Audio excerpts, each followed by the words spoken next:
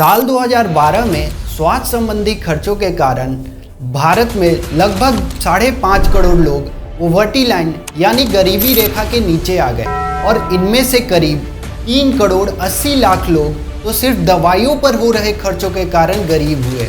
ये वाकई चौंकाने वाली बात है, क्योंकि दुनिया में एक्सपोर्ट हो रहे जेनरिक मेडिसिन में भारत का कंट्रीब्यूशन लगभग 20% है। अगर अमेरिका की बात करें तो वहाँ के डॉक्टर्स जो मेडिसिन प्रिस्क्राइब करते हैं उनमें 10 में से 9 दवाइयाँ जेनरिक होती हैं और उन पर होने वाले खर्चे सिर्फ 17.5% है। यानी 10 में से जो एक ब्रांडेड मेडिसिन है वह अमेरिकियों से लगभग 82.5% खर्चा करवा रही है। अब हमारा सवाल ये है कि ये जेनरिक दवाइयाँ क्या हैं? क्या ये ब्रांडेड दवाइयों जितना ही इफेक्टिव और सेफ है? और ये ब्रांडेड दवाइयों से सस्ती क्यों हैं? भारत में डॉक्टर जेनरिक मेडिसिन प्रिस्क्राइब क्यों नहीं करते और लोग ब्रांडेड दवाइयाँ ही खरीदना क्यों प्रीफर करते हैं? दरअसल जब भी एक फार्मा कंपनी नई मेडिसिन की खोज करती है तो वो अपने न्यू ड्रग का पेटेंट करवाती है, यानी अगले 20 सालों तक कोई भी दूसरी कंपनी सेम सॉल्ट कॉम्पोजिशन की ड्रग मैन्युफैक्चर नहीं कर सकती है। जैसे ही इन कंपनियों का पेटेंट राइट्स खत्म हो जाता है तो दूसरी कंपनियां मार्केट में इनका जेनरिक वर्जन बेच सकती है। सो बेसिकली जेनरिक दवाइयां ब्रांडेड मेडिसिन का बायो इक्विवेलेंट है, यानी उन्हें भी same active ingredient, same form of dosages, safety, effectiveness, quality और सेम रूट ऑफ एडमिनिस्ट्रेशन पर बनाया जाता है जिन पर नॉन जेनरिक मेडिसिन बनाई जाती हैं। दरअसल किसी भी मेडिसिन में जनरली 2 इंग्रेडिएंट्स होते हैं, active ingredients and inactive ingredients. Active ingredients basically chemical compounds हैं जिनकी वजह से दवाइयाँ हमारे शरीर पर असर करती हैं। वहीं इनएक्टिव इंग्रेडिएंट्स दवाइयों को शेप, फ्लेवर और कलर देने के काम आती हैं। यही वजह है कि जेनरिक और नॉन जेनरिक मेडिसिन्स में टेस्ट का अंतर होता है और ब्रांडेड मेडिसिन्स ज़्यादा ग्लॉसी दिखती हैं। किसी भी नई दवा को बनाने में सालों का रिसर्च, क्लिनिकल और एनिमल ट्रायल होता है और इसमें बहुत खर्च होता है और कई कंपनियां तो नई दवाइयों को बनाने में लगभग $5 बिलियन तक का खर्च करती हैं। इसके अलावा अगर आपने यह नोटिस किया होगा कि डॉक्टर्स जितनी भी दवाइयाँ लिखते हैं उनमें से अधिकतर दवाइयाँ सिर्फ उनके बताए गए मेडिकल स्टोर्स पर ही मिलते हैं। ऐसा क्यों? क्योंकि डॉक्टर्स को इन दवाइयों के प्रमोशंस के लिए फार्मा कंपनीज द्वारा भरपूर कमीशन मिलता है।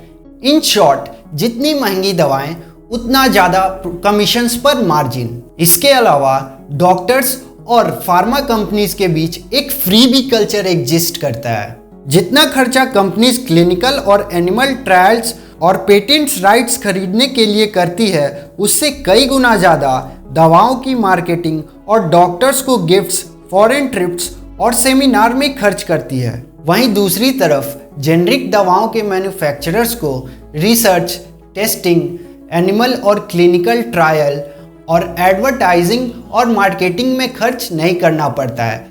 यही वजह है कि ये दवाइयाँ लगभग 80 से 85% तक डिस्काउंट्स पर बेची जाती हैं।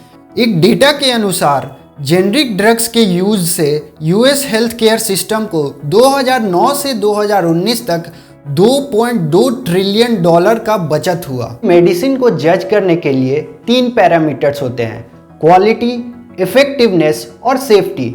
जब किसी भी नॉन जेनरिक ड्रग का पेटेंट राइट खत्म हो जाता है तो कई कंपनियां उनकी जेनरिक वर्जन्स को सेल करने के लिए लाइसेंस के लिए अप्लाई करती हैं, जिसे central drugs standard control organisation द्वारा इवेलुएट किया जाता है और सिर्फ तभी अप्रूव किया जाता है जब ये सेफ्टी और क्वालिटी स्टैंडर्ड्स को पूरा करती हैं।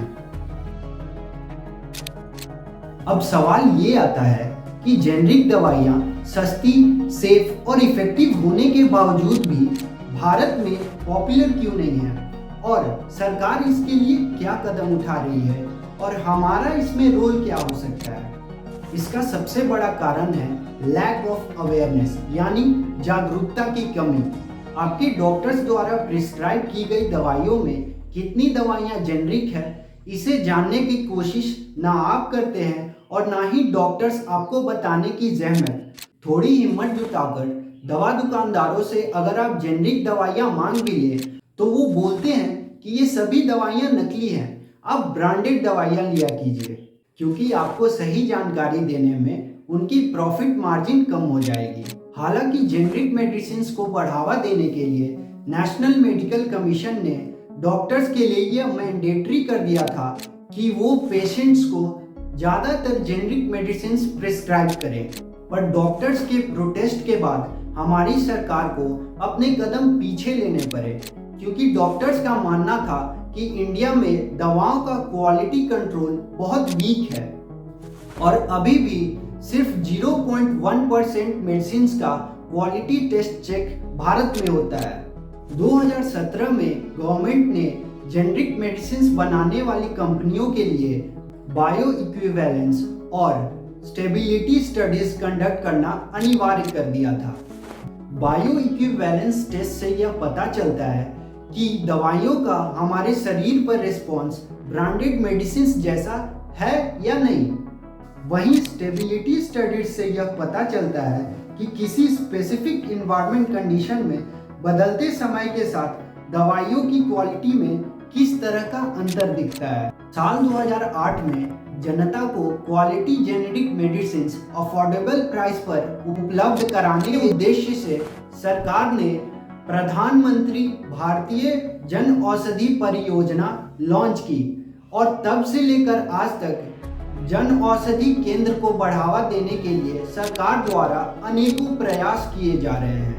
किसी भी दवा को आप ध्यान से देखें, उस पर 3 डिटेल्स मेंशन होते हैं: सॉल्ट कॉम्पोजिशन, ब्रांड नेम और मैन्युफैक्चरिंग कंपनी का नाम। तो अगली बार जब भी आप अपने डॉक्टर के पास जाओ तो उनसे पूछना जरूर कि इनमें जेनरिक दवाइयाँ कौन सी हैं, इनके ऑल्टरनेटिव्स क्या हैं। यदि ये भी नहीं हो पाता तो मैंने आपको सारी डिटेल्स बता दी हैं। पहुंच जाना सॉल्ट कॉम्पोजिशन के साथ जन औषधि केंद्र। मिलते हैं अगले वीडियो में एक और जागरूक करने वाली वीडियो के साथ। तब तक के लिए जय हिंद।